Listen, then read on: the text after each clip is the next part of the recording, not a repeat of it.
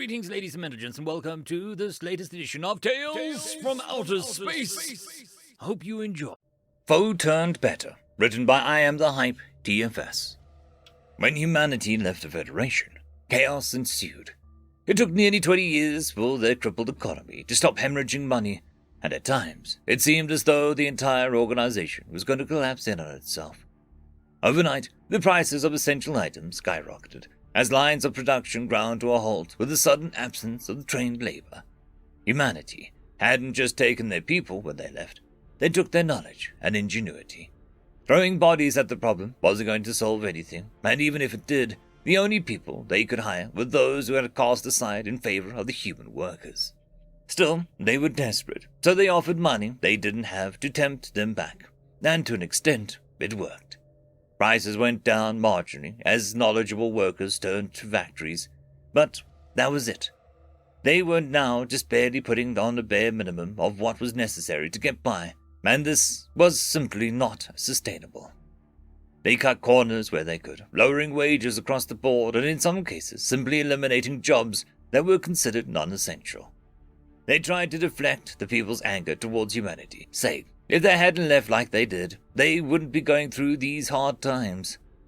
But the people had seen their own family members tossed aside in favor of the cheaper human labor, and as much as they might have resented their replacements, they weren't the ones who fired them. They weren't the ones who decided they weren't worth paying anymore.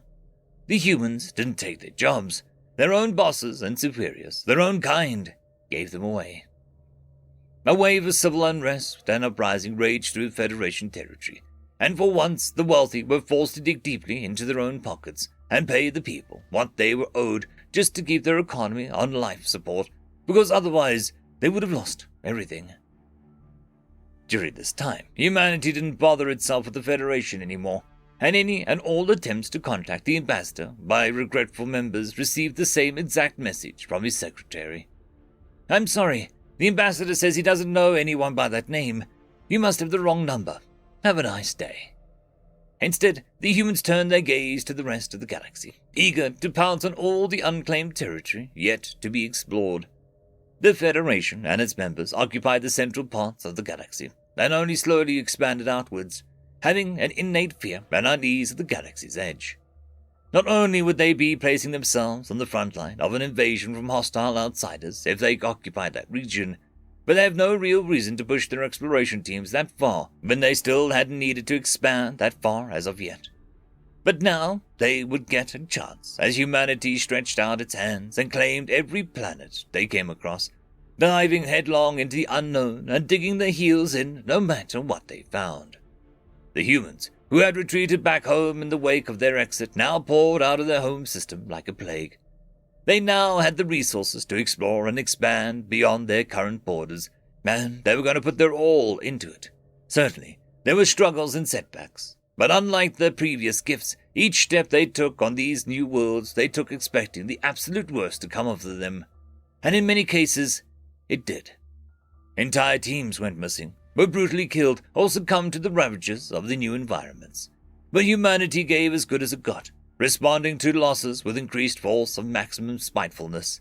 Never before had humanity been so united, so singularly driven by one goal.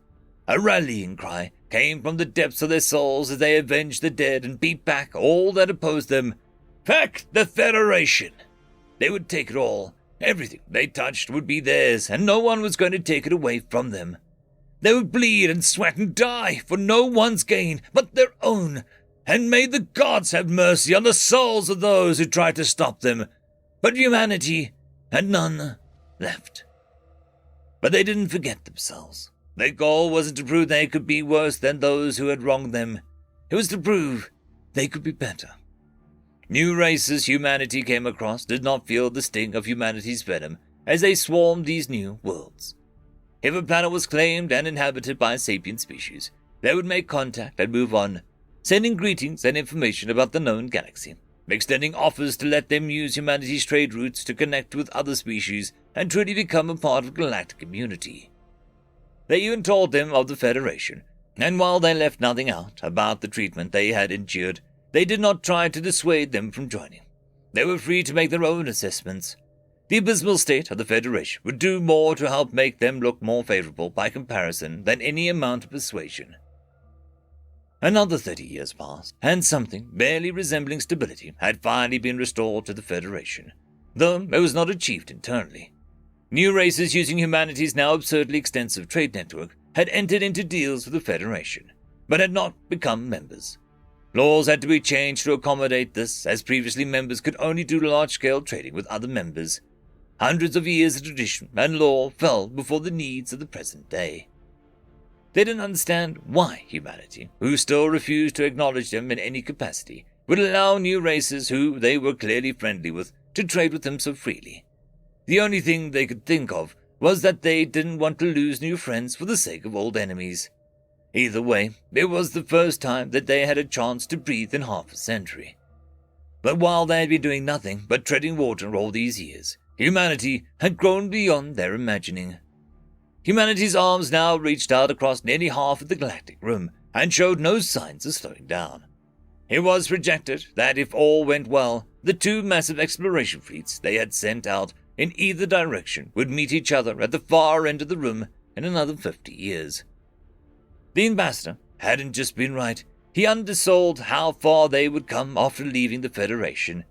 Even now, they were already a powerful enough economic force that they wouldn't lose out to the Federation, even if it wasn't a husk of its former self.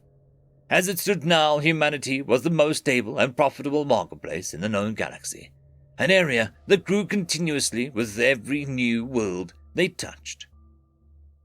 50 years later, humanity had entirely explored and now controlled most of the territory of the galactic rim. Despite the Federation's return to something near to power, too much had changed, and it felt as if the ring of human territory around them was like a hangman's noose around their necks. The alliance humanity had forged with the races they discovered during their exploration, while the Federation simply tried to get back to its previous state, had far outpaced them. In fact, it wasn't a stretch to say that the Federation truly was a shell now. All of the aid and trade offered by humanity's allies had come at the cost of shares and interest in the various companies and industries that the Federation members controlled and operated. More shares of their core businesses were now owned by outsiders than themselves, with their shares totaling roughly 40%, while the outsiders controlled 60%. Had they been as close as they previously were, the member races might have found the shared ratio across almost all of their business odd at the very least, and a massive red flag at the worst. But certainly a finger-pointing, blame, and mistrust had destroyed their relationships and information exchange that was now extremely limited between them.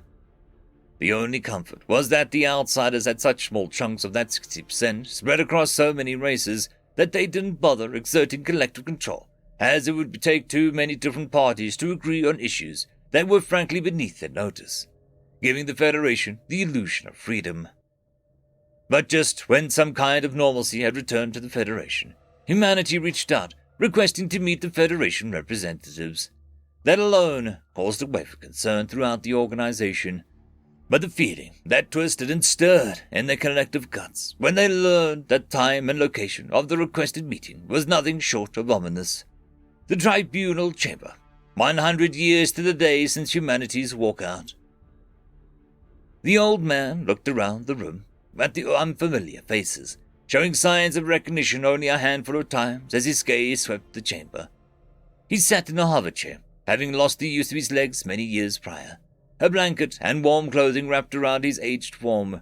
His hair wasn't just white, but something beyond that, almost so transparently thin and delicate that it felt like the strands would break on contact. His skin was paradoxically wrinkled, yet stretched over his thin body. A series of tubes and wires threaded through his clothes, connecting from his arms and torso to monitors and pumps built into his chair.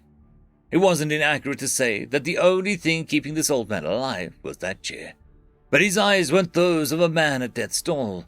They were vibrant and strong, piercing and full of pride.